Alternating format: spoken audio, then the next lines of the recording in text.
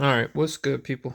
So today we're going to talk about the Divo knives tallboy in s90v with a belt satin finish. Hollow ground belt satin finish at that. And this is the 80's camo version. So from batch 1 to TPK was the TPK exclusive. It's got the milled lines on the 80's, which I think look really good. So the whole reason I'm reviewing this right now is because they're dropping a second batch on March 20th, I believe. So this month on the 20th. And they're going to be 220, but I'm pretty sure, and there's like 5 variants of it, but I'm pretty sure you can use your favorite, discount code and get the price down to $200. The original one, so this one I got it for $180. So the price has basically gone up $20, which in my opinion, it's still one of the best pickups you're going to be able to get all year long. This knife is unbelievably phenomenal. In the carbon fiber configurations, this thing is 3 point. Shit. Hold on. Let me pause it and make sure before I give wrong information. All right, so yeah, 3.3 ounces. Saying it out loud, I thought, man, that's not right because of how big this damn thing is. But nope, that's right. And it's definitely a full size plus. So let's see what our measurement is here. We are right at 8 inches opened up. And, to be 3.3 ounces, that's kind of crazy. And our blade, let's see, our cutting length, 3 1/4, right around there. So your blade to handle ratio is perfect, or weight to, how they say it? Whatever, you know what I mean. And then the action on this thing is really nice. But here, before I get ahead of myself, let's do blade stock thickness. Let's see.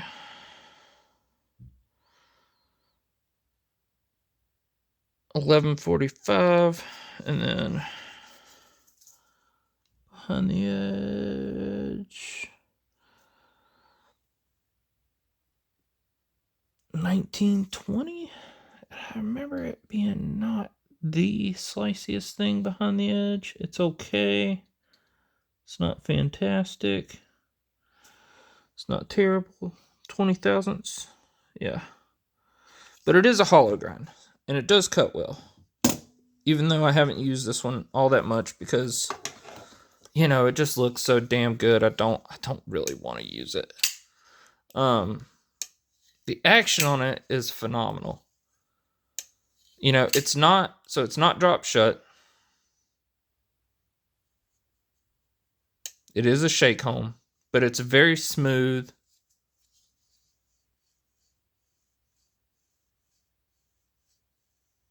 And it kind of has that nice,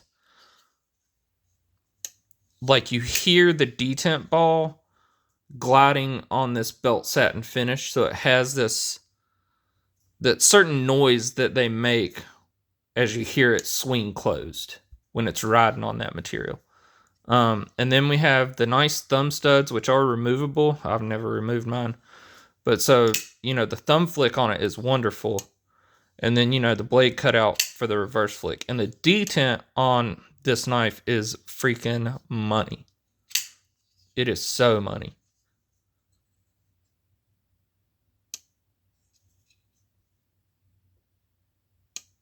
It has a great detent, And then this, almost every one of them I saw with the 80's camo had amazing fucking cuts of 80's camo on them. That just looked phenomenal.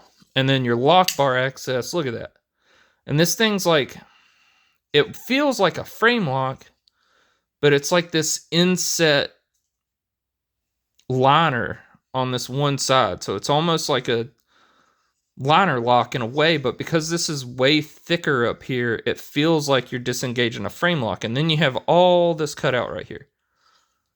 And your detent is super duper early. So there's detent. Look at how early that is. That's crazy. And then, oh, you heard it.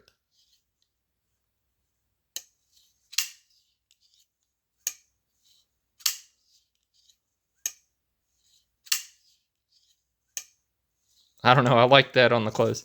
Could it be smoother? Yeah. Would it be nicer if it was more fall shut? Sure.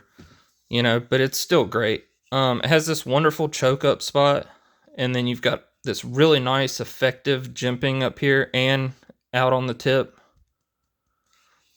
that does a good job locking you in place. I can't push past that if I'm bearing down on it. And then, like I said, it's you know, it came perfectly centered, and we've got that nice thin, you know, it's not super thin, but it's a nice hollow grind on it. You know, comes down to a nice point. The sharpening choil, it's not great. You know, it basically comes right behind the edge, you know, is where it ends. But that is an improvement they've made on the batch too. They have improved the plunge grind, and most importantly of all,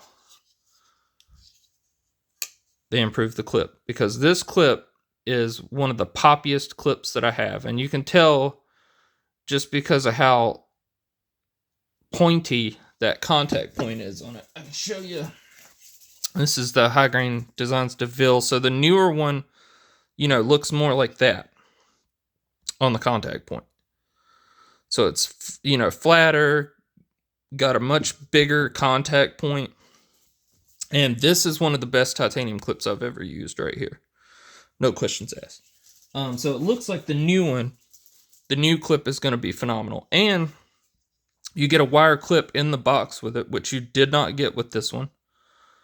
And a screw so that it actually fits in there right, you know.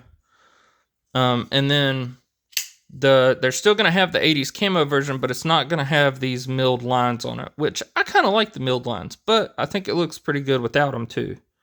You know, it's really nice where they have these heavy chamfers on it, where you can see the layers of the carbon fiber. It just looks so cool in my opinion. I'm really debating on picking up another one because this is such a phenomenal knife, and I really want to get the White Mountain Knives exclusive one that's in the stonewash blade finish, and it's titanium, so it's not as light as this one, but you know, it would be a nice user with that stonewash finish on it versus this one with the belt satin. And I just don't want to fudge it up because I love this knife so much that I just don't want to mess it up. You know, it's one of my favorite knives in my collection as far as like looks and action and just everything about it. And you know, with I think I said with the Bodhi LL when I first got it that I liked it more than my Divo. I don't know if I still feel that way. I like the fidgetability of the Bodhi more than the Tallboy. But as far as like cutting performance, carryability, looks, all that, the Tallboy wins, I think. You know, I think I was enamored with the Bodhi when I first got it, and it's passed a little bit. I think everybody can kind of, you know, relate with that. But yeah, this one's kind of stood the test of time for me. And it's so well made that I'm really probably going to pick up a second one. It's just such a phenomenal knife. Let's do a couple of size comparisons. So we got the Kaiser Milita. Let's see if I can get you right over top of it and give you a better.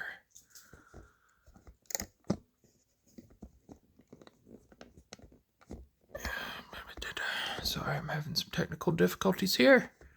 All right, there we go. So you can see very close to the Milita in size.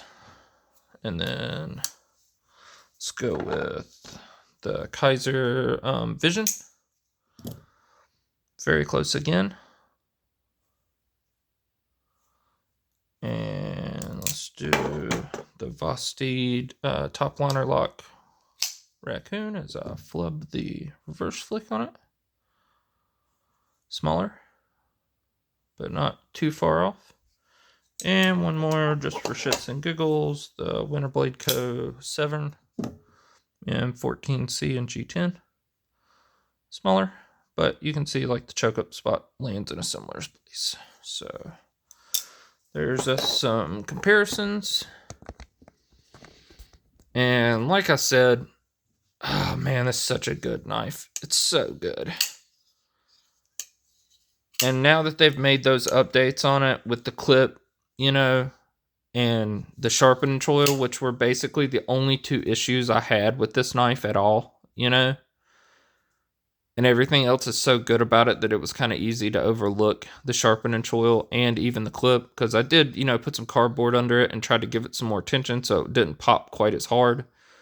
But, you know, those quality of life updates are going to be super nice to have. And then they've got, you know, the new packaging, you know, whatever. It's going to go in the closet with all the other boxes and shit. The microfiber cloth they give you, the big, nice 12 by 12 one, I think it is really nice. I do use the shit out of that thing. And then I can kind of show you, too, just for shits and giggles, it with my other Divos. So it's a Lush. And then the Fireball. And it's their biggest model, I think, to date on the Tallboy. You know, and personally, it's a great size for me. Because, and you know, even if it's like, oh, damn, I'm about to break shit. Even if you think it's like too big for you, you can go with the carbon fiber version, and being 3.3 ounces, man, you know, it feels really good in the choke back spot, and even in the choked up spot, it's not so much hanging off the back end for me. Granted, I'm an extra large to a large size glove, or a large to an extra large size glove. But because it's so light, man, it doesn't carry like a big knife, you know? And I think that, you know, obviously the titanium version's gonna weigh more, but it's not crazy amounts more. I mean, it's a good bit, don't get me wrong, but it's not, you know, crazy. I'm not sure about the numbers on it. I'd have to look it up, but I would assume it's still under 4 ounces, you know, probably 3.8, 3.9, somewhere around there, maybe right at 4 if I had to guess. But yeah, man, this is just a phenomenal, you know what it reminds me of opened up? It reminds me of the Cortex XL because of the blade shape and even the handle to an extent. You know, and I think that's one of the biggest reasons why, because I wondered why they didn't add a front flipper to this knife.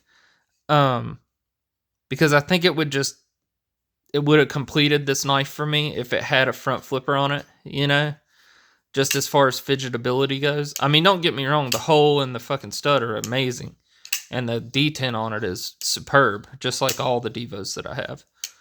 Even my Lush, but I asked for one with a stiffer detent from TPK when I picked that one up, and they obliged me. So, but yeah, it would just be, you know, that much funner with a front flipper. But, you know, the Cortex has that mohawky looking thing that you can use, like, you know, almost like a back flipper. But I think that's one of the reasons why they didn't put it on it, because it would have really been biting off the Cortex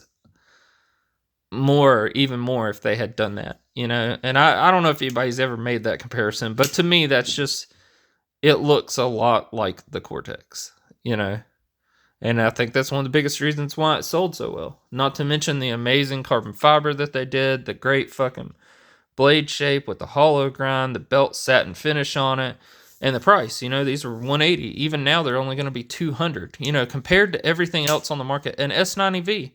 You know, compared to everything else on the market, Divos, for what you're getting for the money, it is hard to compete for other companies, I think. You know, and Divo has pushed Kubi into being just a phenomenal OEM. You know, their OEM work has just advanced so much since Divo started working with them. You know, the action on both of these is so nice. Even though on the drop, like when you first get them, they take a little while to break in, but then after they break in, they become super satisfying on the drop. Even though it's not, you know, even though, like I said, it's not fall shut on its own, it's still very satisfying. You know, not every knife needs to be drop shut to have good action. And the detent on this makes up for that, you know, for it not having the super nice fall shut action, in my opinion. And the camo carbon just, you know, looks great. Hell, it was hard to choose which one I wanted when I bought this originally because all of them looked so freaking good. You know, and the same thing is true again this round. Anyways, just wanted to kind of throw this up there since these are coming back around. Hope you all are having a good one. Take it easy.